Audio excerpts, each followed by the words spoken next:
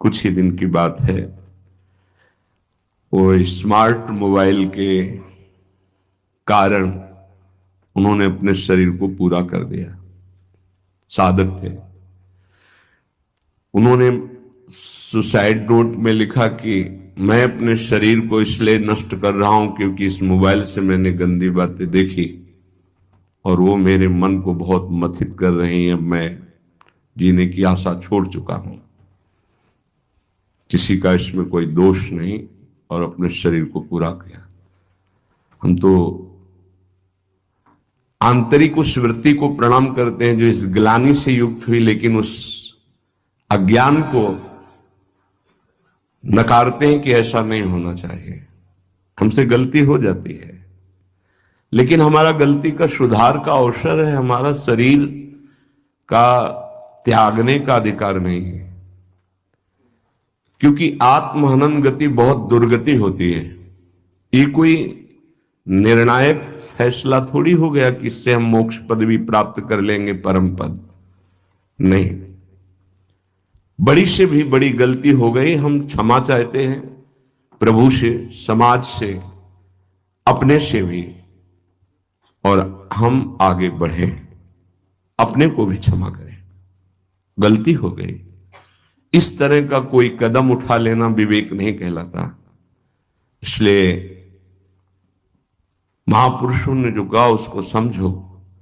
कर्णाभ्यरणा स्पर्शिण स्त्री वर्णा दप्युतृष्टा संग मात्रादिहस्ता। एक काम भोग की वार्ता हमारे कान में भी स्पर्श नहीं करनी चाहिए।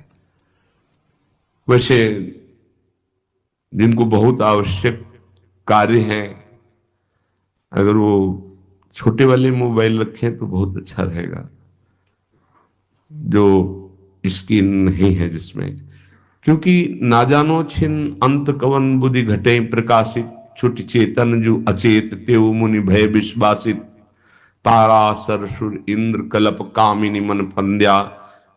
ऐसा बुद्धि बहुत नीच है, एक कब क्या निर्णय कर दे, भगवान बचावे, इसका कोई भरोसा नहीं। ये सबसे बड़े दगाबाज दो अंदर बैठे हैं, मन और बुद्धि, इन पर कभी विश्वास न करे। बहुत नीच है ये, बहुत नीच है ये। जब तक ये भजन करके भगवत प्राप्ति नहीं कर लेते तब तक इनका विश्वास करना मानो अपने आप को नष्ट करना है। ना अपने मन पर विश्वास, ना अपनी बुद्धि पर विश्वास। छाती जलती रहती है, हृदय रोता रहता है, परमार्थ का पथिक लड़खड़ा के ऐसे गड्ढे पे गिरता है, उठना मुश्किल होता है। क्या जीवन का नाश कर देना किसी समस्या का समाधान हो सकता है क्या? नहीं। चलने वाला ही गिरता है, लड़ने वाला ही हारता है, इसलिए हारने वाला ही एक दिन विजेता बनता है। देखो, ये संसारी पुरुष नहीं जानते, हाय ऐसा हो गया। आप तो दिन भर रात दिन उसी विषय में पड़े हो। कोई साधक यदि साधन मार्ग में चल रहा है, थोड़ा फिसल गया, थोड़ा चूक हो गई, तो हाय कहने की जरूरत नहीं, उसको ढांढस बंधाने की जरूरत है, धैर्य बनाने। कोई बात नहीं, आप आगे बढ़े, कुछ नहीं हुआ, ठीक है, सब ठीक हो जाएगा। ये यात्रा है, बहुत भूल भुलैया की यात्रा है, बहुत फिसलन है माया की। इसलिए एक दूसरे को सहयोग करके निकलना है। जब तक भगवत साक्षात्कार न हो जाए, साधक को एकांत कमरे में अकेले नहीं रहना चाहिए, समुदाय में रहना चाहिए। साधु समुदाय, कलौ संघो शक्ति। समुदाय से क्या होता है कि एक दूसरे की नजर है। अच्छा, हमारे अंदर कोई गलती हुई तो हम एक दूसरे साधक से निवेदन कर सकते हैं, वो हमको समझा सकता है। अकेले में जो चिंतन फंसा वो फंस गया, और वो चिंतन ना निकल पाया। वैसे सबसे प्रार्थना है, हर समस्या का समाधान है, हर पाप का प्रायश्चित है, हर गलती के सुधारने का अवसर। कोई ऐसी गलती नहीं जिसका सुधार न हो। कभी किसी से ऐसी गलती हो जाए तो आप अंदर जलिएगा मत, गुरुजनों से शेयर कीजिएगा। जो अपने गुरुजन हैं उनके सामने बात रखिएगा कि मेरे से गलती हो गई। अब अपने मन को खाली कर दीजिएगा। आपसे सही कहते हैं, हमारे प्रभु इतने करुणा में क्षमा करते हैं, अगर वो क्षमा न करे तो भगवत प्राप्ति किसी को ना हो। आप लोग नहीं समझते हैं, किसी की भी जीवनी जो है वो शुक्ल पक्ष की लिखी जाती है। इसीलिए बड़े बड़े महापुरुष जब प्रभु के सामने विनय करते हैं तो मोशम कौन कुटिल खल कामी, जिन मुको तन दियो ताको न भजन कियो, ऐसो नोन हरामी। सूरदास जी महाराज, गोस्वामी तुलसीदास जी, जो मैं अपने अवगुण कहूं, बाढ़ई कथा पार नहीं लाऊं। ए भाई, अंदर की बात है, रो रो के इस मार्ग में विजय प्राप्त की जाती है। सबके हृदय को कोई ऐसा नहीं है, सबके लख बिरले पाए। बिरला कोई साधक पहचान पाता है कि हमारे अंदर ये पाप आ गया, ये दोष आ गया, ये गलती, प्रभु मेरे से गलती हो गई। सच्ची कहते हैं, अगर भगवान क्षमा ना करें तो कोई एक कदम भी परमार्थ पे नहीं चल सकता। निराश होने की जरूरत नहीं, ये नहीं देखना कि वो बहुत आगे बढ़ चुके हैं। तुमसे सच्ची कहते हैं, हृदय की बात कहते हैं, जिसे तुम बहुत आगे बढ़ा हुआ और जानते हो भगवत कृपा से केवल है, केवल भगवत। वो भगवत कृपा आपके ऊपर नहीं हो सकती क्या?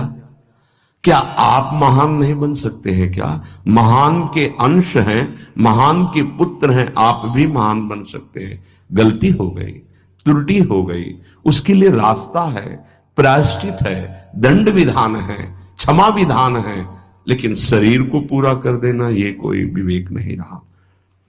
कभी किसी उपासक से, किसी के भी मन में कुछ भी ऐसा चल रहा हो कि वो तुम्हें जला रहा है, तुम निकल नहीं पा रहे हो, श्री जी से कहो, गुरुजनों से कहो, निकल जाओगे।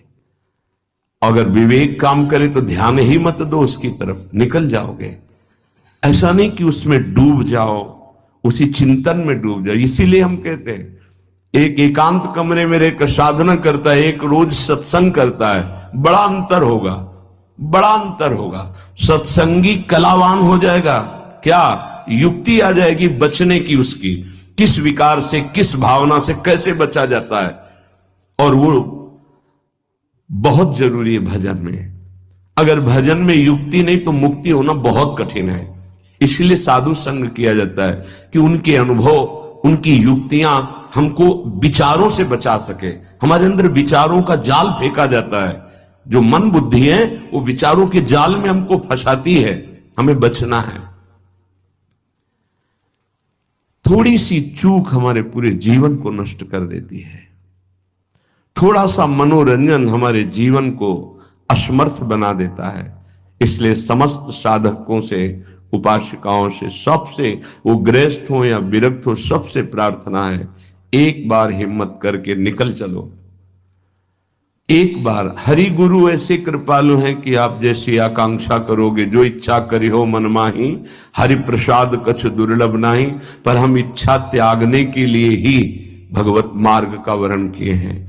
इच्छाओं का शमन करके, दमन करके हम भगवत प्राप्ति करें। ये इच्छाएं कितनी भी पूर्ण की जाए कभी पूर्ण नहीं होती। ये दुष्ट मन कभी चैन से नहीं रहने देता।